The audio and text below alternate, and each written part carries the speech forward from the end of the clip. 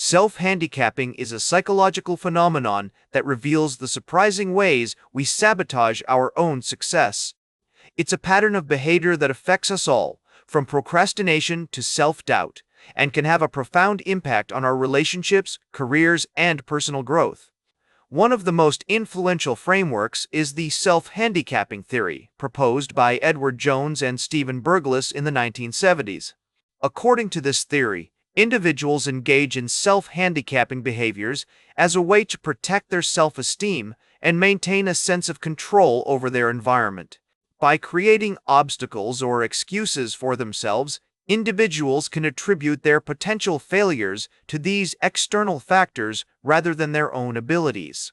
My colleagues in the field have also pointed out that self-handicapping can be understood through the lens of motivational theories, such as the self-determination theory developed by Edward Deci and Richard Ryan. This theory suggests that human behavior is motivated by three innate psychological needs: autonomy, competence, and relatedness. When these needs are not met, individuals may resort to self-handicapping behaviors as a way to cope with feelings of inadequacy or disconnection. A significant research finding that sheds light on self-handicapping is the concept of attributional retraining. For example, a person who consistently attributes their failures to lack of ability may be encouraged to reframe these attributions in terms of lack of effort or external circumstances. In my experience with clients, I've noticed that self-handicapping often manifests in subtle ways, such as procrastination or perfectionism. These behaviors can be incredibly debilitating, as they prevent individuals from taking risks and pursuing their goals with confidence. One client who comes to mind is a talented artist who consistently put off submitting her work to galleries due to fear of rejection. By exploring the underlying self-handicapping patterns that drove this behavior, we were able to develop strategies for building her resilience and confidence, ultimately leading to a successful exhibition of her work.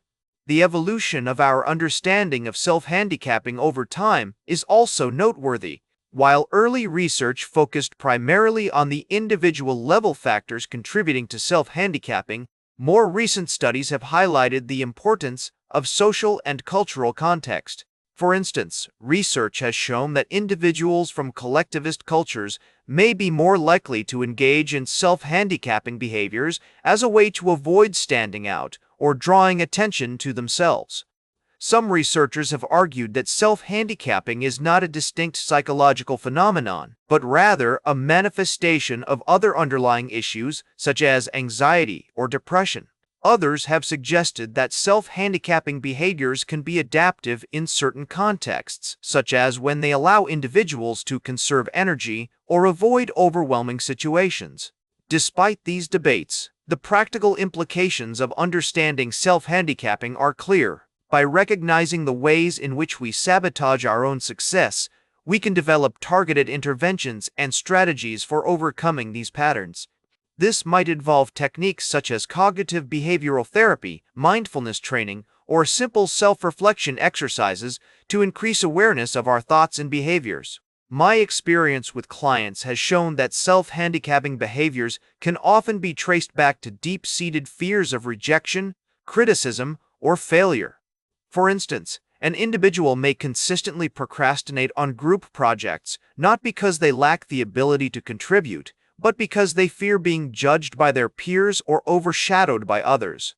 This phenomenon is closely related to the concept of impression management, which suggests that individuals often engage in self-handicapping behaviors as a way to control how others perceive them. By creating obstacles or excuses for themselves, individuals can avoid being seen as incompetent or inadequate, even if it means sacrificing their own success or well-being. This is particularly evident in competitive environments, such as sports or business, where the pressure to perform can be overwhelming. One significant research finding that sheds light on this aspect of self-handicapping is the study conducted by Berglas and Jones, which found that individuals who engaged in self-handicapping behaviors were more likely to experience anxiety and depression. This suggests that self-handicapping is not just a harmless coping mechanism, but rather a maladaptive strategy that can have serious consequences for our mental health. In terms of therapeutic approaches, cognitive behavioral therapy, CBT, has been shown to be effective in addressing self-handicapping behaviors. By helping individuals identify and challenge their negative thought patterns and attribution styles, CBT can empower them to develop more adaptive coping strategies and improve their overall well-being.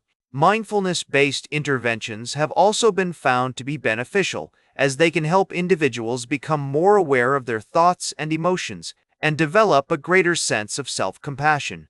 It's also worth noting that self-handicapping can be influenced by cultural and societal factors. For example, in some cultures, it may be seen as more acceptable to attribute one's failures to external circumstances rather than internal abilities. This can perpetuate self-handicapping behaviors and make it more difficult for individuals to develop a growth mindset. To illustrate this point, consider the case of an individual who consistently attributes their lack of success to bad luck or circumstance, rather than taking responsibility for their own actions. While this may provide temporary relief from feelings of guilt or shame, it can ultimately prevent them from learning and growing from their experiences. By recognizing and challenging these self-handicapping patterns, individuals can develop a more realistic and empowering sense of control over their lives. As we delve deeper into the complexities of self-handicapping, it's essential to explore how this phenomenon intersects with other psychological constructs, such as self-efficacy and motivation. Research has shown that individuals who engage in self-handicapping behaviors often exhibit lower levels of self-efficacy, meaning they doubt their ability to succeed or achieve their goals. This can create a vicious cycle, where self-handicapping serves as a coping mechanism for feelings of inadequacy, which in turn reinforces those feelings and perpetuates the behavior. One significant study that highlights this dynamic is the work of psychologist Albert Bandura, who demonstrated that self-efficacy plays a crucial role in determining an individual's motivation and persistence in the face of challenges. According to Bandura, individuals with high self-efficacy are more likely to approach difficult tasks with confidence and resilience, whereas those with low self-efficacy may avoid challenges or engage in self-handicapping behaviors as a way to protect their self-esteem. In the context of social relationships, self-handicapping can also manifest as a means of avoiding intimacy or emotional vulnerability. For instance, an individual may sabotage their own success in a romantic relationship as a way to maintain emotional distance or avoid feelings of rejection. This phenomenon is closely related to attachment theory, which suggests that individuals with insecure attachment styles may engage in self-handicapping behaviors as a way to protect themselves from the risk of emotional hurt. Therapeutically, addressing self-handicapping behaviors often requires a nuanced approach that takes into account the individual's underlying motivations and psychological needs.